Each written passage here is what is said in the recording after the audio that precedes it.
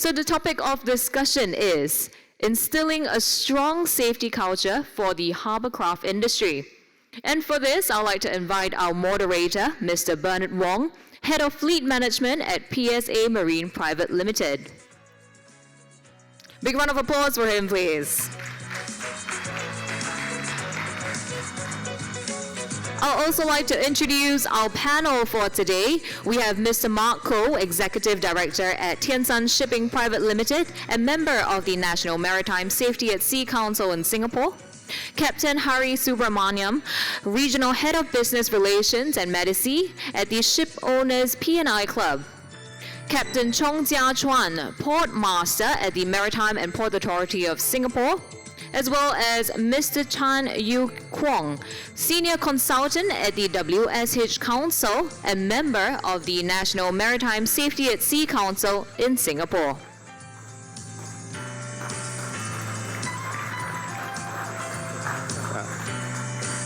And with that, now that we have all of our gentlemen on stage, I'll hand the time over to our panel moderator. Mr. Wong, please. Thank you. Good morning, distinguished guests, friends, and industry colleagues. It is good to be out here after a long time going on virtual conferences. And I hope that you have enjoyed the session thus far as much as I have. And a big shout out to all of you who are present here today, as well as those who are attending virtually and online. Now, my name is Bernard Wong, and I'll be your moderator this morning. Do take note of the Pigeonhole QR code. We want to encourage you to actively participate in the polls that's coming up, as well as to put forward any burning questions that you might have to the panel. Now, to start this segment off, I would like to introduce my fellow panelists, not in the usual way, but to tell you a little bit something unique about each of them. So on my left, I've got Captain Chong, and Captain Chong enjoys listening to music of all genres, from R&B, New Age to classical, and he loves to spend his free time tending to his balcony garden. And on my further left, I've got Yu Kong. And how many of you know that actually Yu Kong, in his weekends and public holidays, he actually enjoys cycling with his 11-year-old Maltese dog, safely secured in a bicycle pad seat on designated cycling trails at East Coast Park and Punggol Waterway Park. And if you are there on the weekends, do say and wave to Yu Kong. And I've got Mark. Mark is an avid traveler and enjoys exploring exotic destinations off the beaten track, either glamping or camping, one place at a time. And we've got Captain Hari. How many of you see him as an avid sportsman who loves soccer and prefers spending time outdoors with nature in parks or by the sea? Well, you can read all about their CVs and biographies online. And I thought I would like to just start off by introducing them in a different way. Now, to get things started, we'd like to flesh out the poll question on our screens. The first straw poll question: what is the greatest challenge you've encountered in instilling a safety culture in your company? Now, for those of you who have not yet participated, please do, and we will come back after we kicked off the first two questions to revisit the results of this straw poll. Now, first, what is one key message from your presentation you would like to emphasize to our audience here today? Perhaps I would have Captain Hari to share his thoughts. Thank you, Bernard.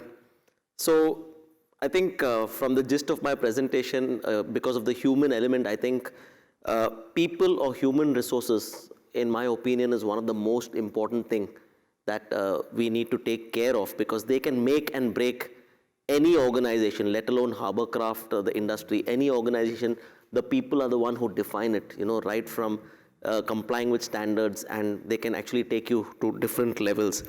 So it's important we must spend time in, I wouldn't like the word investing because it sounds very tangible, but it's intangible. We need to spend time mentoring our new generation, sharing with them, making sure they are on track, they are okay. And I think that is very important towards improving the entire ecosystem, like Mark said, the shipping ecosystem. And I'd like to add on this, even autonomous vessels. We're talking of autonomous vessels.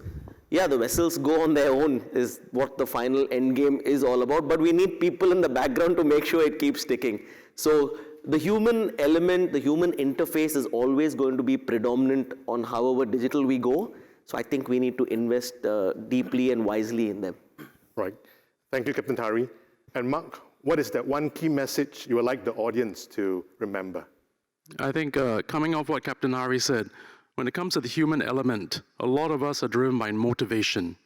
So the key thing I was trying to deliver is that safety is good for the bottom line. Why? Most of us in the industry have a commercial purpose. We need to see that safety is good for us and there is a benefit. Hopefully, we can all see that safety does in fact improve our bottom line. And this hopefully is also motivation for persons or companies to put in the effort and commit to it. I know they want to talk about it as investment, but I think a lot of people are viewing it as, what's my ROI from spending this money? Because that's what happens when you go to the boardroom, and a lot of times that's what happens. Now, that is not just at the board level, it's also at all the individual level. Do they see safety as something good for themselves? Because the human element comes back into play, and the buy-in of everyone is key. So my view is, from a company standpoint, of course, there must be a commercial benefit. Our profits must be better. But I think from the individual standpoint, there's also two key things. My health is better, but I also can look forward to a bit more bonus as we make sure there are no accidents in the company as well. Right, thank you for that, Mark. Now, the theme for today's Harbourcraft Safety Forum is instilling a strong safety culture. Now, we all have limited time and resources. There's only 24 hours in a day. Where would you suggest for our Harbourcraft operators and managers to focus on in getting started on this safety journey? Perhaps I could invite Yu Kwong to share his thoughts. Okay, thank you very much, Bernard. I think there's no shortcut to developing a strong safety culture at your workplace. And from my past experience, let me just give an example of a construction work site, for example. When I go to a work site to do an inspection, the first thing that I look at is the overall housekeeping condition of the work site. If it's very messy and debris are all over the place and all that, and my conclusion, even before talking to the people, is that the safety culture within this work site of the company is going to be poor, bad, because workers are not taking ownership of the work environment, and neither is the management making sure that the people are taking ownership and keeping the site safe. So I think the first and most important thing about developing a strong safety culture is that you must have the leadership and commitment of the management to strive towards getting the workplace safe and in a healthy condition for the employees to work. So you can't have a culture, you can't go on to develop a strong safety culture by just emphasizing or communicating to an employee that you must work safe, you must learn to be safe, you must take care of your own safety and health and all that, while the environment at the workplace is not safe. So first and foremost, I would say that management must put in place measures to render the workplace in a safe condition and without ill health to the workers. And from there, then your employee will then take note and say, oh, my employer is taking care of me, he cares for my safety and health, and I need to then work safe. I need to take ownership of my safety and health, as well as the safety and health of the co-workers. So I think that is very important. Leadership commitment, senior management leadership and commitment to making the workplace safe for the employees.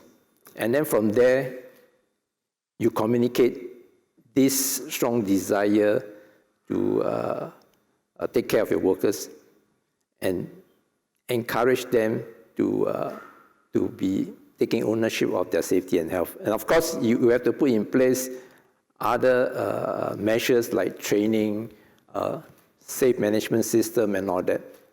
And with all this, you can work on the culture of the workplace. Because I've come across many companies that say, oh, let's jump into building a safety culture without doing anything for of your environment and all that. And after several months of what we call culture building exercises and all that, everybody go back to the old way. Why? Because the environment is not safe. So it doesn't make sense for the worker to work safe when the environment is not safe. So I say the first and foremost is the company senior management must take leadership and commitment to communicate to the employees that I'm there for your safety and health. I have a safety and health policy drafted and signed by the top men to declare that. And through many other initiatives like training, development of safety procedures and management system, I visibly show to the employees that I'm doing it for you. So I think that will help you to start on your journey to building a strong safety culture. And I'll say it's not easy, but it's worth the start. And as Mark has shown, at the end of the day, it's good for your bottom line, it's good for retaining your talent, and it's good for the entire ecosystem. Thank you, Yu Kong. So what I gather from you is that it is important for visible leadership and commitment to actually set the tone and the pace for the rest of the organization to follow. Yep. And most importantly, with that commitment, with that visibility, changing and transforming the culture would then come naturally as a result of that visibility and commitment. Thank you for that, Yu Kong. Mark, what are your thoughts? Where should they start? I can't agree more with what Yu Kong has said. Now, leadership is key. But it's not just leadership from the top. Leadership from the top, I believe, sets in motion things like policies, resources for the company, for all the team members.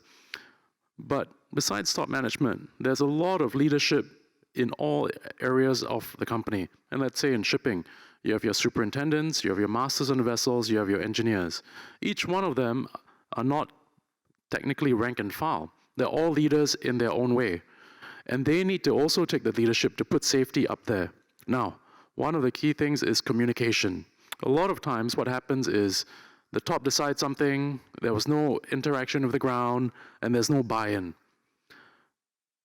So the buy-in for the top typically is commercial, but the buy-in as you move along, it can be partially your own health and safety, focusing on keeping safe on your job, keeping the people next to you safe, and also keeping yourself safe to go home to your families every evening or after your time in Singapore.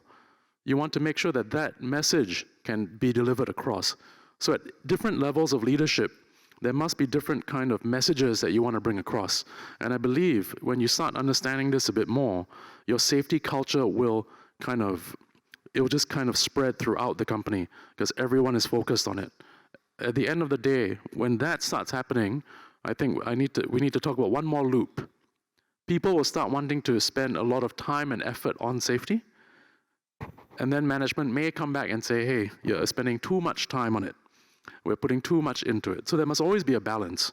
And I think maintaining the balance will push a lot of communication in the teams. But you must make sure the communication doesn't become negative. So leadership at all levels and constant communication is, I think, what people need to focus on. Right. Thank you. So what I gather from you is the need to involve the middle management. The middle managers who actually run the day-to-day operations are actually also vital to ensuring that the right culture, values, and commitment gets communicated all the way from the top to the down and vice versa. Absolutely. Absolutely. Right. Thank you for that, Mark. And Captain Hari, from a marine insurer's perspective, where do you think our hovercraft operators could get started? Right.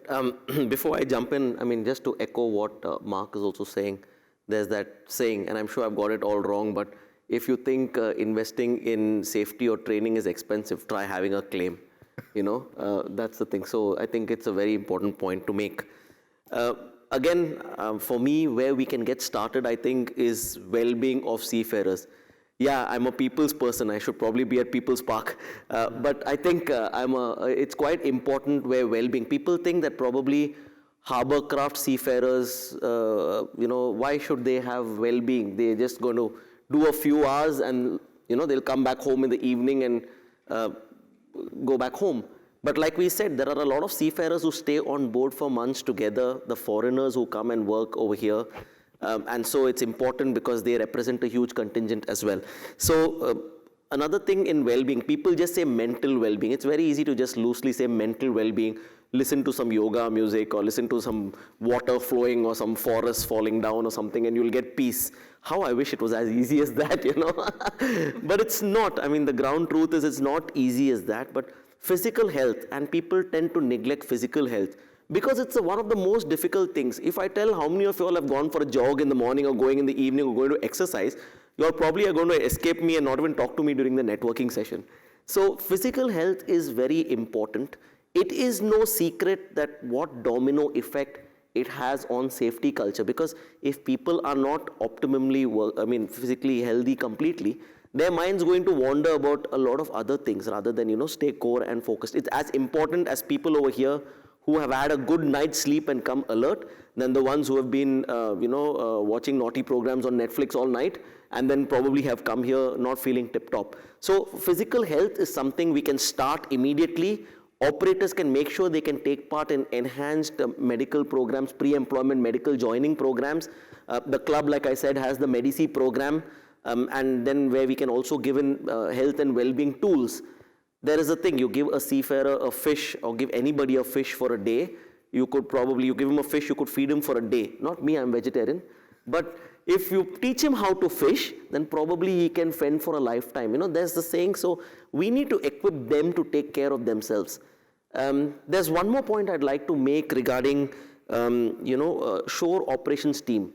What we've seen, it's very important to have a mariner, somebody who's got some marine background, who's probably gone and ridden a few waves, to actually be the person in the operations team talking to the masters.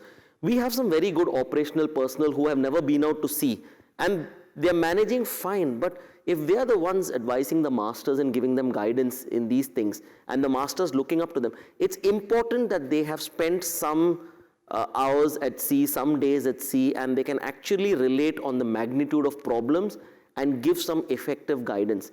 We see a lot of places where this is lacking, and I think a little bit of marine expertise is very important.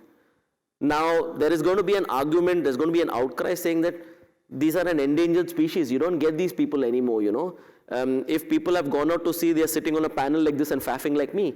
But who's going to be running ships? But you may not get people with sailing background, but then there are now a lot of courses. If you talk to people, even there's something at Singapore Maritime Academy, etc., hands-on courses where they can get some requisite experience. There's always the chance that if you've identified somebody to be your operations manager in the succession planning, there's no harm sending him out to shadow the master or the staff on board. He can sail for a few hours, get some sea time under his belt.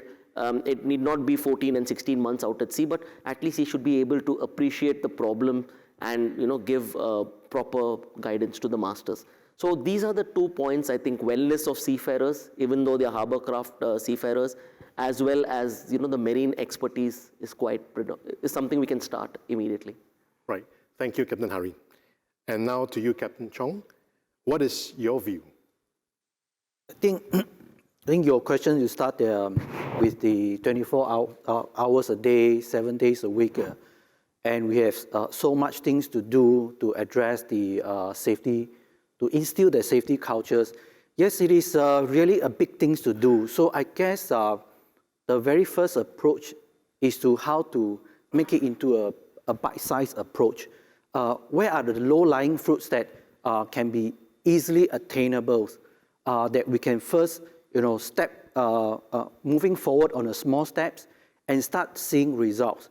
So I would say that first thing is not to straight away looking at that set a timeline that immediately I want to reduce incidents or what, but I feel like it's to do a management review to understand where are the issues within the management that probably has not really addressing some of the safety or incidents problem on the grounds that lead to accidents or any hiccup in the operations. So I think that clarity is very important. So senior management, I think from the presentation from Mark, is focused a lot about senior management, leaderships.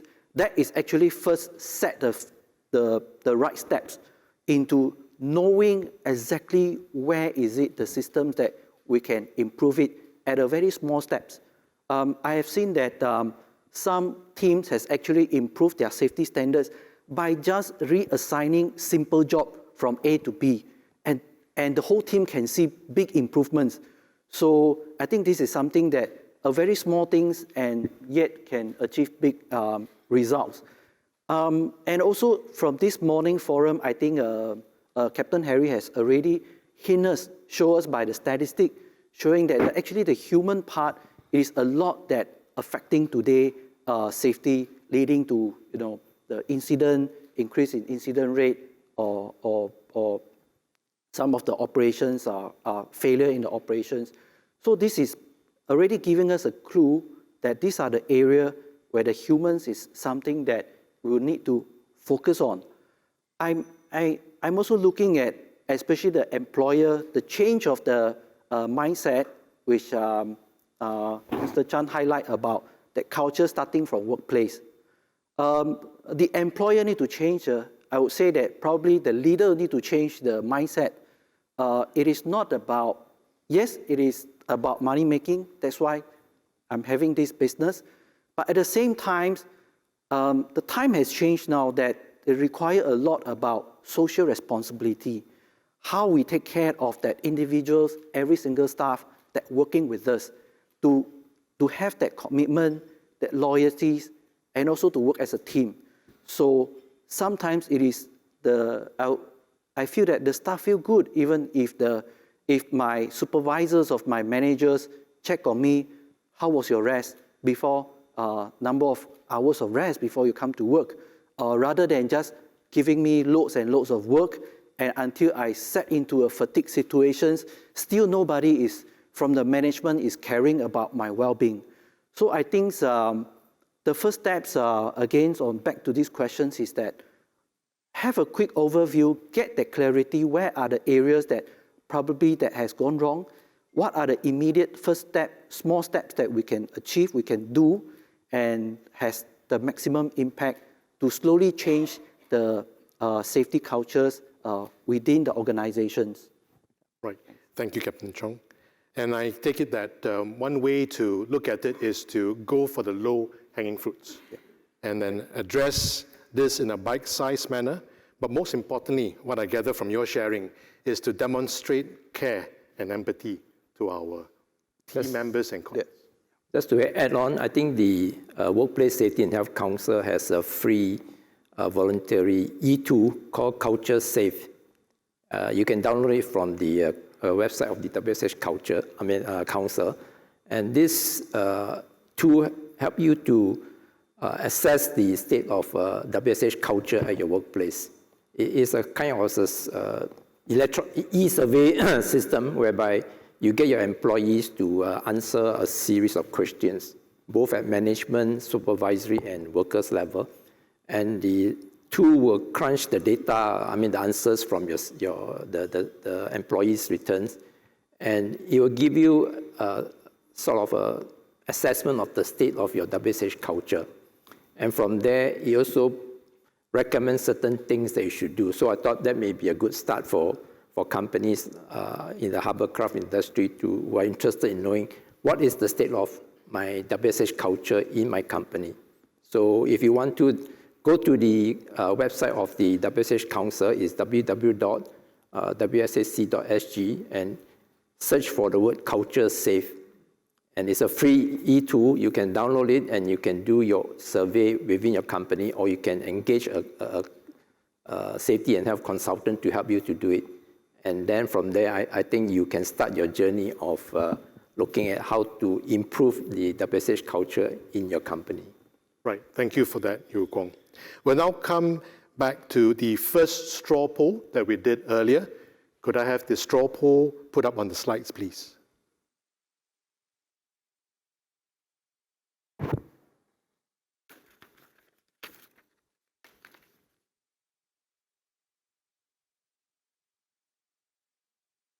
Okay, while we wait for the straw poll results to appear on the screen, there you are.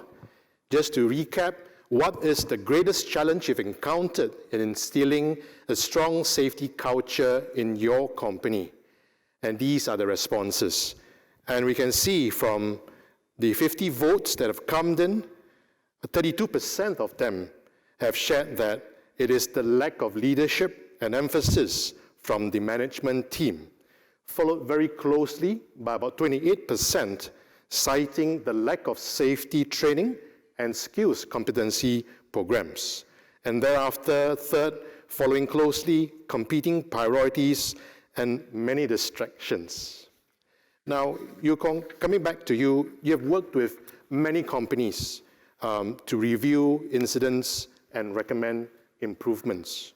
What do you make sense of this straw poll results vis-a-vis with the struggle that companies experience in changing their status quo, in changing existing practices? I'm not surprised with the outcome where it says that the lack of leadership and commitment. I mean, from my experience, it's always the case because employees do look at their senior management and say, do these guys, are these guys interested in the safety and health of myself as well as my co-workers? Because I'm working 24/7 to earn the money for this big company or this small company. And at least if they show interest in taking care of my safety and health, then the employees will say, okay, it's a company worth working for. And I think even among the young employees, the young millennium, culture is very important to them, the corporate culture as well as the safety and health culture. And I would say that it is important for the company senior management to really take an interest in looking into the safety and health culture of the company. And I'm quite sure from this straw poll, it already shows that everybody thinks the same. Management, leadership, and commitment are very important. And I will emphasize that there's no shortcut to developing a strong safety and health culture. You have to start that journey. And the first thing is safety and health policy that has meaning, as well as it's not a NATO document, no action talk only. You must translate that policy into actionable item. And like what Captain Chong said, you don't have to do things in a big way, but start on the low-hanging fruit. Get your management team, your supervisory staff, your workers, your employees interested in it, and then together walk their journey. And I can say that there are many big companies, small companies who have achieved success in having a strong safety and health culture, and they're benefiting from the good bottom line, the strong retention of talent, as well as not getting any visits from the regulators. I think that's very important. Thank you for your insights, Yu Kwong. And to you, Mark, I mean, you are senior management in your company, and seeing these results, how do you make sense of that? I do agree. It comes from the top. And I think the top has to put their time and effort into it. Now, on this part also, maybe I have to defend other Harbourcraft owners or senior management as well. And I think this is actually a question that is not new. I think Yu Kwong, we've spoken about this in some of our working group meetings before. where some of the team, some members of the working group have also asked, hey, I've already put in all these resources, I've hired the safety guy, put in the policies, I spend this money, but the guy is still crashing my boat. So where does that kind of put us? And I believe some of the questions even got kind of stronger to go to Captain Chong to say, hey, Captain Chong, can you go and find the guy or not? I cannot do anything about it already. I spent all this money, he still got into the accident. What can you do?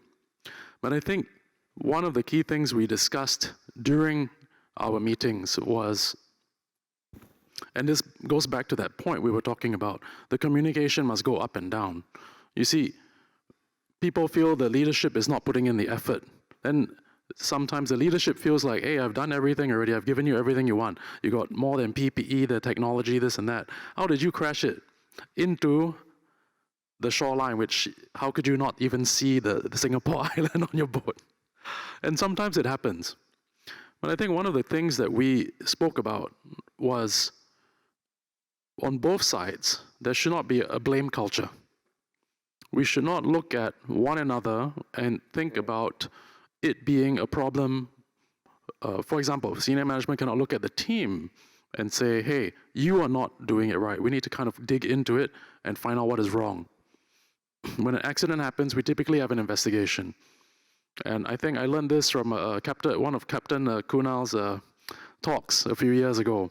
I think the way they approach it is never to look at who to blame or what the person's doing wrong. But let's say when you're investigating a case of a navigation accident, think about, why did your master think he was making a right thing at the time? Because the situation is always dynamic. So I think in going into that type of direction, you take away the blame culture, yet you get to the root cause very quickly. So I think that's a very good tip. I think we learned from MOT and how they investigate accidents. They don't blame anyone. They see everything fairly. Now, the next thing is also, I think that communication line needs to be better. Why is it that people think senior management is not involved? Sometimes it's as simple as being there, showing up and caring, the empathy part. That makes a huge difference. Why? Because most of the time, most people do not have time to go to every site.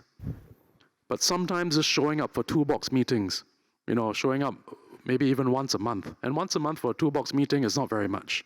I think that would make a difference to the team members to show that, hey, top management actually cares. You're not just a face on, oh, somebody sign off.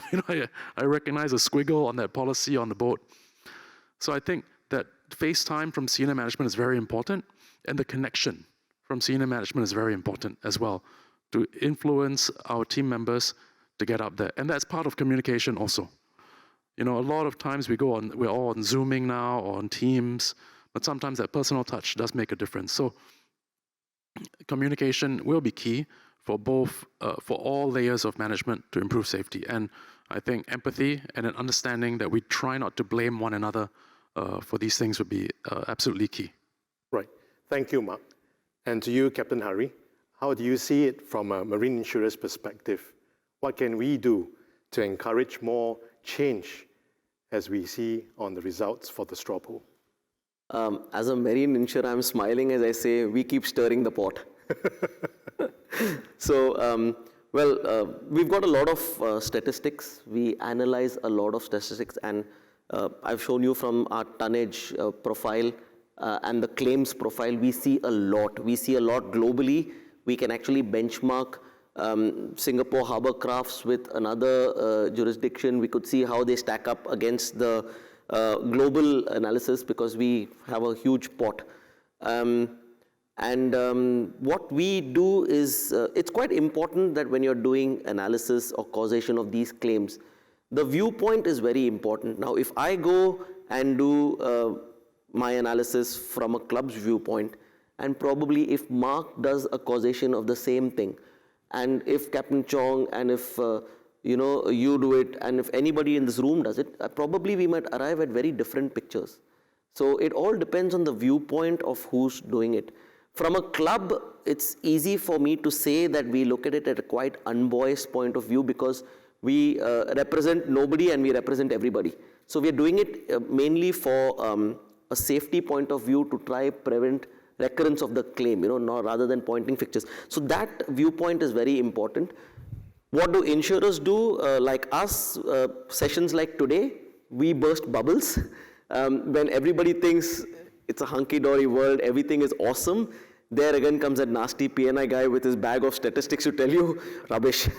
So it's important we try to show what the actual ground truth is. Quite often, I wouldn't say it's ignorance, but sometimes the middle management tries to manage things and the top management really doesn't see. And what they don't see, they believe is good news. So it's something like that. So we try to showcase stats as they are to the industry. These are ways we can actually promote sharing.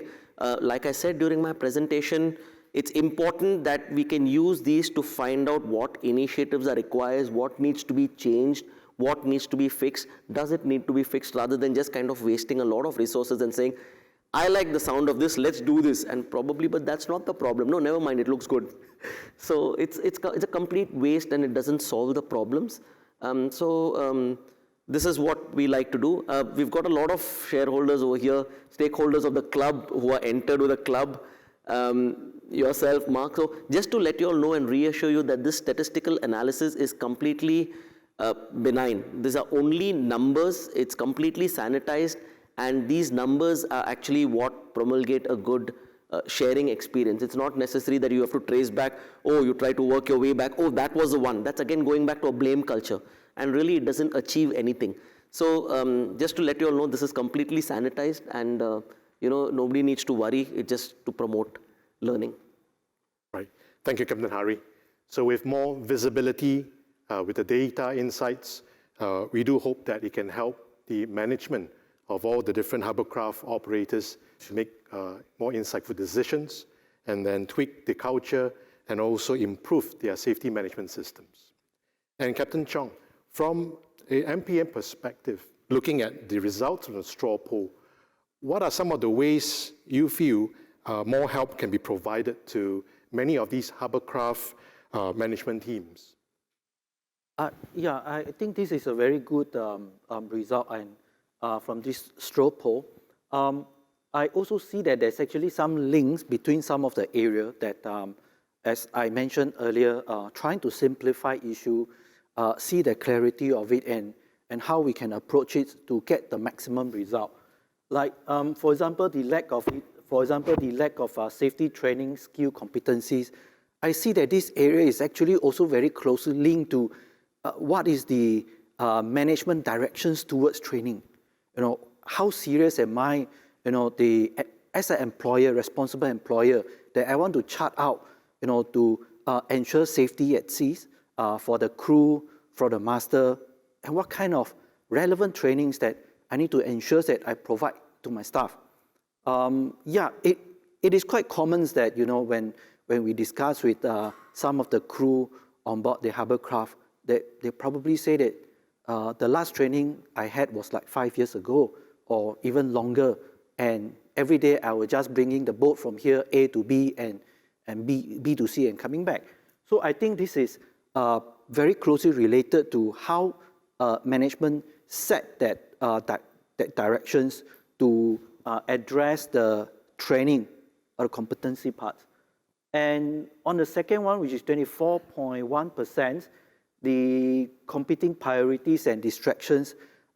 Yes, of course, I understand that, especially over this couple of years, or it has been quite some times that the manpower crunch is always some things that the hovercraft community trying to address. Lacking of that support, the hiring of people, retain them so that they can fill up the manpower gaps. And basically that, with the very limited resources, how they need to reprioritize their work, that will have certain impact to the job on the ground.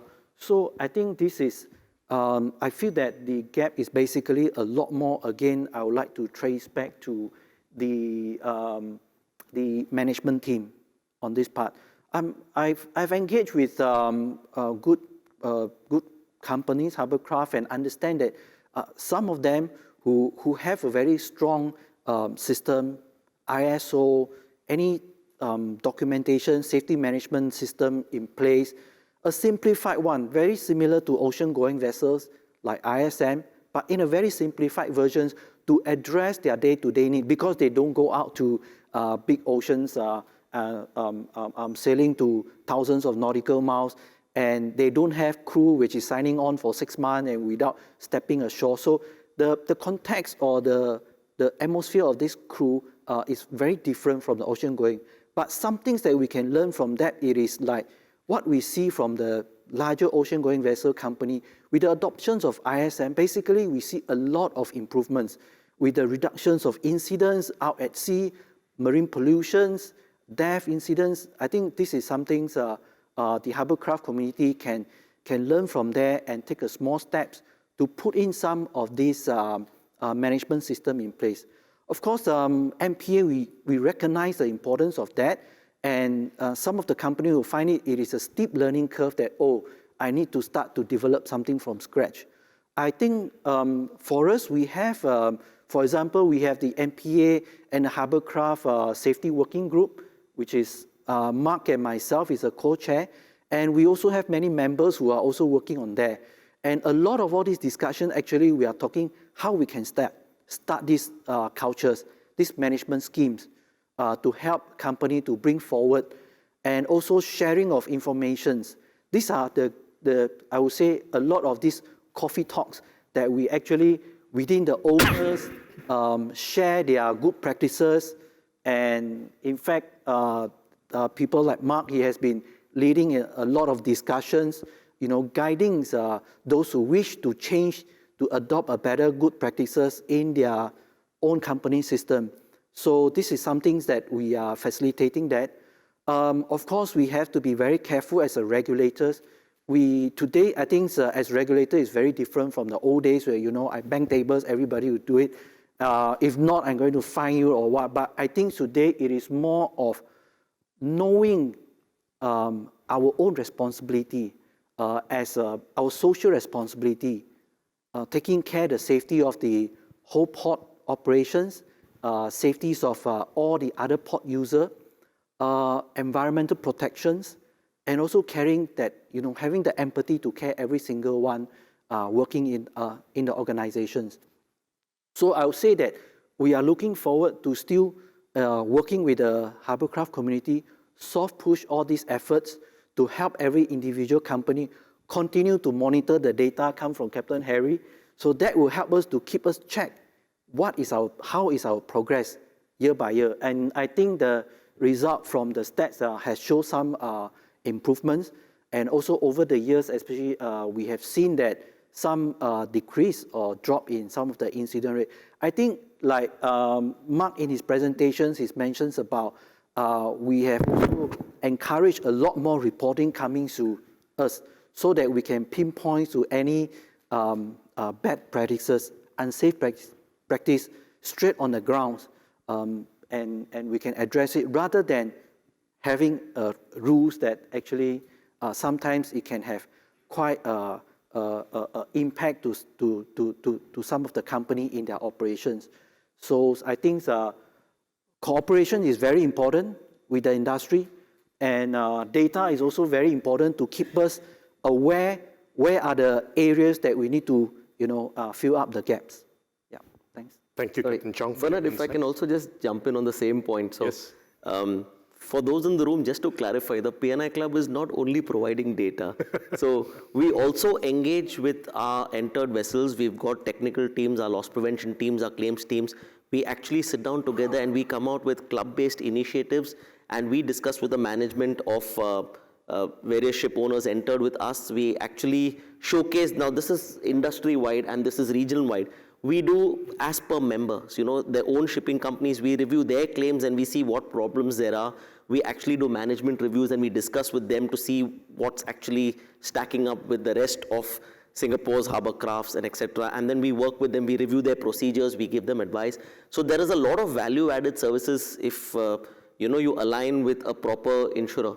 And that's also available free of cost. Of course, you do pay a premium, but then you do not have to keep increasing it for every value-added services. It all comes as a package. So we also do a lot of work. I really, so far I've been pitching that I'm just probably a numbers person. I'm absolutely not that. But I think a lot of people in the room have always been engaging with the club also on these initiatives, and they are free of cost. Right. Thank you, Captain Hari, for the added comments. I'm keeping a close eye on the time that is left. So before we share the results of the second straw poll, I thought it would be good to actually go into the Pigeonhole Q&A and highlight 2 questions that many of you in the audience have upvoted. So let me just click on this button, and I'll try to push this question, and it's directed at Captain Hari. While the question loads, let me just share that with you. Do you see structured training playing a role in changing statistics for the better? And if so, I would like to add on, how much of the improvement in statistics can be correlated with structured training? There you have it, the question on the screen. I think structured training is important rather than just having machine gun fire and see how many people you can hit. You just can't just keep spamming and see some of it will hit the target. Structured training is very important because the focus is there. It's important that the training is structured in such a way that the people will learn or take away what you want them to learn. And that is actually formulated basically on the statistics of what we've seen goes wrong. So I think definitely structured training is very important rather than try for a one-size-fits-all, because that usually doesn't work. Even in seafarers, if you see the Harbour craft community versus the blue water tonnage, it's definitely it's the same shipping industry, but they are different segments, and that sizes don't fit. What works for them doesn't work for us. What works for us as a Harbour Club community doesn't work for them. So it's important that each segment gets its own specific training. How does this correlate? I think number of statistics definitely are improving.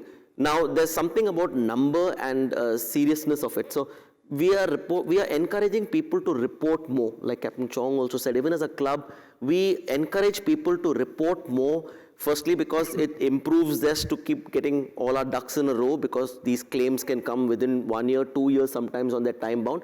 But it's better we are prepared, we collect whatever data at that point of time from our claims team, because once you move on 6 months down the line and you think nothing's going to come, and all that data just kind of goes on the back burner. So it's important we capture it and keep it, so we encourage a reporting culture. Very often these do not result in claims at all. So while we see a number of statistics, there's also important to see how crucial, how bad the claim has become. That's another factor. But I think we are still evolving to come across with structured trainings. That's one of the points of this discussion, where we've said that we can actually put people to go for hands-on training, etc. We as a Harbour Craft Committee, we are also working towards structurizing these trainings towards Harbour Craft industry. And I would like to say that it's some time where it's not that you kind of put the card down and you won the game. It takes time. There is always some time. Statistics always, it's a dampened effect to see it come down. It's not like immediately like a remote control. It takes its time, but I'm very optimistic it's much better than what it was a few years ago, and I think it's only going to improve. I'm going to take this to put the question back to Bernard. Bernard, you had shared with me that PSA was doing something specific, which was quite interesting, in training your mid-level managers who are dealing with ship staff, people without sailing background, and it was working. Well, that's correct. I think what we try to do is to look for the available programs that are at SMA, and these are programs that are well recognized to equip many of our middle managers who may not have the prior knowledge or experience related to marine operations, to quickly get them up to speed. And then with on-job learning and mentoring and coaching, we find that we have been able to groom the middle management to be more effective in their day-to-day operational roles. Mark, I see that you're holding the microphone. Would you like to add on to that question? Yeah, thanks, Bernard. I think on top of that, I also like to point out one of the things for the Harbour Craft industry that's very interesting when we talk about structured training is that we often see structured training as something in the classroom, So it's kind of theoretical where it comes across. Yes, you need to have the kind of like the basic knowledge of these skills. But a lot of times when you actually operate in the harbor, a lot of the guys, when they're out there, they kind of eyeball it. You know, you just kind of go through and then you kind of like, all right, I want to get to this area. I can see Marina Bay Sands over there, so I'll just head in that direction. And at night, I recognize the lights of the refinery, so that I'm going in another direction. And none of this is actually captured in any form of structured training. So the emphasis also goes back to the on-the-job training. And that's something that we've not actually taken an approach to kind of put in any structure. Maybe that's something that some companies may need to look at a little bit more. I know on our side, we have a lot of on-the-job training. Masters are not allowed to operate on their own until they've shadowed someone for maybe 3 to 6 months, depending on their skill. Then they're allowed to go out. The next thing is also the situational awareness in our port is really important. Our port is very busy. And very often, the master or the steersman or helmsman will go out there and they'll see a situation that has never been covered in any books, in any of the training they've received. And they'll just see it and then they'll try to make a call. And very often, because not many of these guys have been in the industry for so long, they sometimes cannot make the right call. And that's kind of something that has come up in our investigation. So we really focus on the OJT part, but I do think it's time for some of that to have some structure, because it's a lot of word of mouth. I want to see how you do it, how you perform, versus having a classroom session on that. So that's just something, just want to point out, that we see that's happening in the harborcraft industry. Thank you. Captain Chong, would you like Yeah, also want to add on a little bit my observations. I think trainings, we have to looking at it because looking forwards, especially I also understand about the manpower crunch issues. How are we going to reshape our trainings? Are we going to introduce a lot more training whereby the crew or the master start to use technology to help them to monitor their status on navigations? For example, Mark shared an example, this harbour craft that it directly run up to a rock bund, which I'm not sure whether there is any alarm that actually raise it to the master that the vessel is going into a rock bund. Or another case which Mark also shared, that a harbour craft that directly hit into a anchored container vessel in an anchorage. So I think these are some of the mistakes that are human error, but how are we going to improve it? Am I going to just get one more lookout for it? It doesn't solve the problem. It is more of how are we going to adopt some technologies, some form of technology on board the harbour craft to help them to monitor their navigation safeties. When I went on board one of the harbour craft, I still remember I was looking for the ACDIS. I think back in 2012-13, MPA rolled out the AISB and also the ACDIS for some of the craft where we funded for these projects. But when I go up to the craft, the master actually showed me that his ACDIS was nicely packed up in a plastic bag and he never used. I was like, probably two areas is that the equipment is too expensive, you don't want to spoil it or damage it, or maybe he don't even know how to use it. So I think this area is something that the harbourcraft community has to look into the training portions, how to introduce a lot more advanced technology that help them to carry out their day-to-day work. Thank you, Captain Chong. I think maybe I'll just add on, just on that part. One of the things I mentioned that we found very helpful was kind of just using geofencing, and I think that's a very common technology. One of the key areas that we focus on was trying to make it what we call idiot-proof. So the master doesn't even have to do anything. The system will alert you when you're getting into trouble. Of course, when we program that, it's not just for the master. Immediately, the supervisor will get an alert. Your master is going a bit fast. You can track things like speed, entering dangerous areas. Your master is taking a shortcut. One of the issues we have is shortcuts. And I think this happens also for the pleasure craft industry. A lot of people are not so used to tide. I mean, they should be used to tide tables.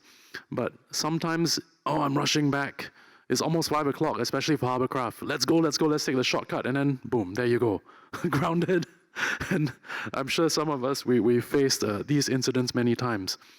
So we have that in place so that if someone wants to take a shortcut, not only do they get an alert, but their supervisor also gets the alert, so they can take action on that straight away. So I hope that is something that Harbourcraft industry can find useful, and if anyone wants to know more about it, I'm more than happy to share what we do. Right. Thank you, Mark. We'll now move on to the second straw poll. The second straw poll results are in. Could I get the team to put it on the slides? And the straw poll question is, to what extent do you think technology can enable and facilitate a stronger safety culture in the Harbourcraft industry? And on a scale of 1 to 10, with 1 being technology does not help at all, and 10 being technology helps a lot, we have the scores from the audience. There you are. And the average score is a 7.59, which tells us that there is a strong leaning that technology does and indeed enable and facilitate a stronger safety culture. Now, the question to you, Kong, you probably have encountered different types of applications and technologies being used in other industries. Do you see any example that could be relevant to the Harbourcraft industry? I think, I mean, many people have been talking about Industry 4.0, and this is in thing in the manufacturing sector especially. But it has been catching up in the construction industry also, where at work site they are using drones to fly over the work site to either do live monitoring and surveillance of the worksite condition, or to check on the status of the construction process and all that. Another application that I see in the construction industry is the using of mobile apps to do issuance of permit to work for high-risk work activities and all that. And in the marine industry, in the Harbourcraft industry, I do see potential of such technology being applied to help to improve the safety and health performance of the Harbourcraft industry. I mean, one example I can give is that you can use the mobile app for the notification or the reporting of accidents and near misses at work. I mean, this is a very simple tool that you can use with your mobile phone or tablet, where you can report such incidents to your management, and then from there you do the analysis of what are the root causes to all this. Another application could be using it for, I mean, another example I can think of is the drone. In fact, I have a business proposition to the Harbourcraft bosses. You have been using your Harbourcraft to deliver goods and material from shore to vessel. Why not add drones to your fleet of vessel?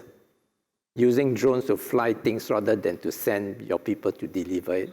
I mean, this is potentially a good business proposition for you guys, because instead of letting the IT people or the drone people to take over your business, it's your business. Buy a few drones and then start delivering the lighter items to the vessels that are in the harbour area or even passing by our streets. So I think that is one area that you can look at. And I think Mark also mentioned about geofencing and all that. That is the new technology being used. And I think there's been a lot of research work going into autonomous vessels. So potentially that may be the future, where you have Harbourcraft that are semi-autonomous, I would say, not fully autonomous, but with all the safety features to help to avoid collision in the harbour, in the congested harbour area. Right, thank you, Yu Kong. Mark, what are your thoughts of the straw poll results? I think it's very encouraging. I also think that the results kind of reflect that not everyone recognizes technology is very important to improve safety, but it's not the be-all and end-all of it. All right? At the end of the day, we still need to put in our effort. technology can bring us to a certain point, and I believe that it can really improve safety. But at the end of the day, we still need to look at leadership. We need to look at how we behave and our communication. The key thing, I think, from Captain Harry's statistics, we're comparing that with this, it's still the human element. Can technology remove all the human errors or not? And let's not forget, I believe in commercial shipping, or the big liners, a few years ago, there used to also be another line, which was technology-assisted accidents, right? They forgot the basics of seafaring, and no one kept a lookout because all the instruments kind of said, hey, there's nothing there, but there's another huge ship coming your way. But no one actually looked out the window to have a look at it. So technology is important. I believe that it can help us solve a lot of things and really improve things, but we still have to look at the persons that are involved today. And until a point AI comes in that's very powerful, I think that is still something that we have to pay close attention to. It is still leadership. It is still communication. Now, moving forward also, with what Yu Kwong said, moving to drones and autonomous, I think this is something everyone's keeping a close eye on. Singapore style, sometimes we don't want to be first mover. We kind of want to see what's happening, does it work? But definitely the harborcraft industry is looking closely at things like autonomous vessels. One of the key reasons is, as Captain Chong mentioned, we've been facing a lot of manpower issues for a while. I think all the companies here see it. I think, Bernard, we've had a lot of conversation about this as well over the years, about the manpower crunch. So my point is, yes, it's great, but we still need to put our own effort in. We can't outsource it totally. Right. Thank you, Mark, for sharing your thoughts on this. And Captain Harry, from a marine insurer's perspective, how can we bring data and technology to come into play here and support the harborcraft operators to do more on this? Yeah. There are so many feeds of data now. I mean, with technology, we have a lot of electronic equipment on board, and all of them feed a lot of data. They can send a lot of data, and that is not possible for anyone to manually capture and write down notes. It's important for us that we have technology to harness technology, if you know what I mean. So the data which comes out from these equipment is not in our language. So we need something to actually gather that and process it and kind of translate it to our ABCD 1, 2, 3, 4. So this is important, and this is what artificial intelligence is all about. It's helping us capture the data from various viewpoints. It does not think for us as yet. And like Mark said, that is quite this thing, like you see these Android movies taking over the world. But it's important that these actually give us enough data to form us to assist our decision making. That's an important thing, because very often we sense, and data cannot sense, it can just state hard facts.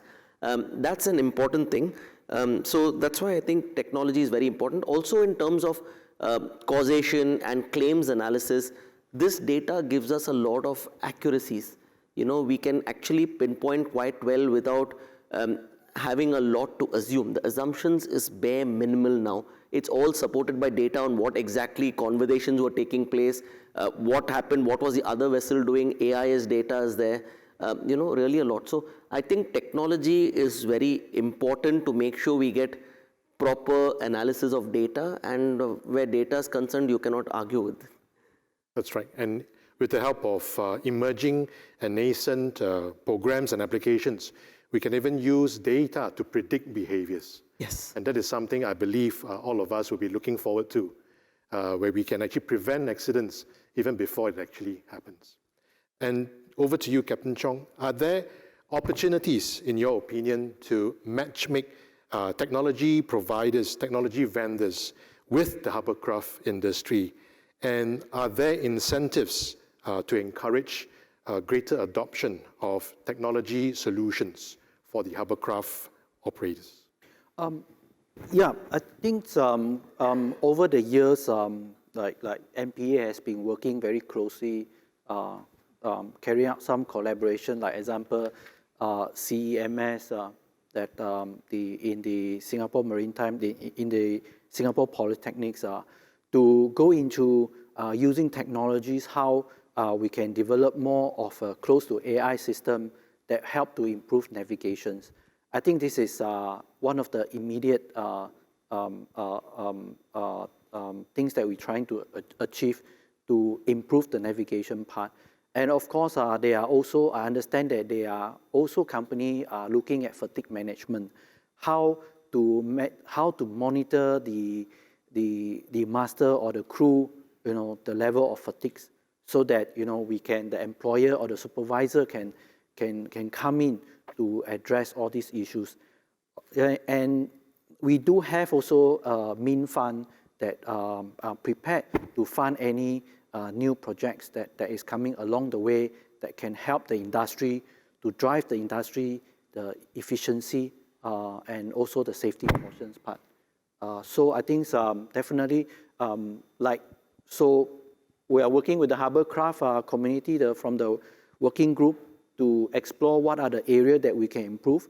So I'm also looking at, especially on the manpower issues, how probably the deployments of assets, some things that we can think about can be better utilized, because every evening I can see so many Harbour Craft going to the same directions, going to the same anchorage, and all come back at the same times. Can we utilize the resources better, differently?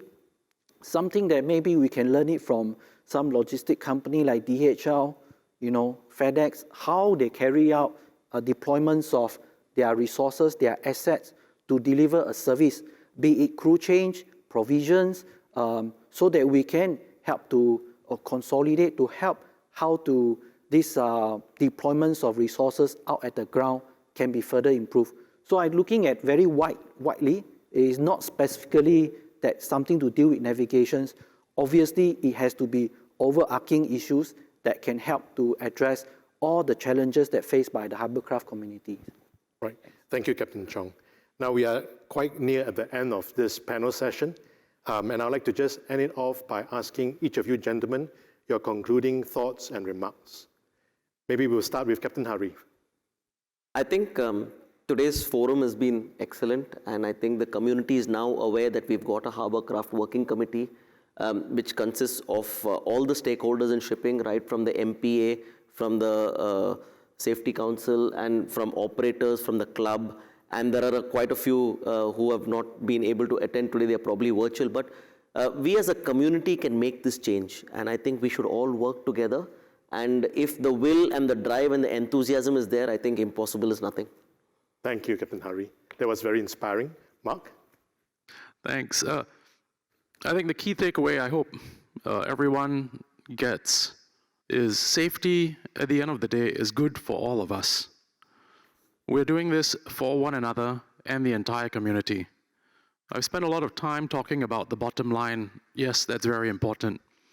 But beyond the bottom line, we need to look at the long-term aspects of the community, and safety is definitely one of those areas that will keep us going, keep us attractive for both our staff and for customers. And I hope that everyone can keep that at top of mind. And I'm very encouraged as well. Like Captain Hari said, we have a good turnout today, and we are taking a lot of good progress led by MPA, especially in pushing safety forward. And I hope everyone can take that away. It's not just a chore. It is something that's good for all of us. Thank you. Thank you, Mark. Yu Kong? Yeah, I think safety and health is important to the company. And after these 2 years of COVID-19, where many companies have been locked down, I'm quite sure everybody have rest at home and reflected on what needs to be done to move the industry forward. And I think this is now the opportunity for the Harbour Craft industry to look into new areas, new avenue to chart the path forward to achieve better performance in WSH. And I hope that you can work together and collaborate and come up with the results. I think that will be something that I look forward to. Thank you, Yu Kong. And Captain Chong? I think very short, I think today's discussions are looking at the key thing is the people. as Mark say, avoid invest the word, but I think we need to invest on them. First is to set the management system correct, as an example, to lead the workforce forward. Invest on their well-being, empathize their work conditions, and also in their trainings. I think with the workforce which are well prepared, definitely we can see the incident rate greatly go down. Yeah, thanks. Thank you, Captain Chong. Ladies and gentlemen, thank you so much for your patience and your attention.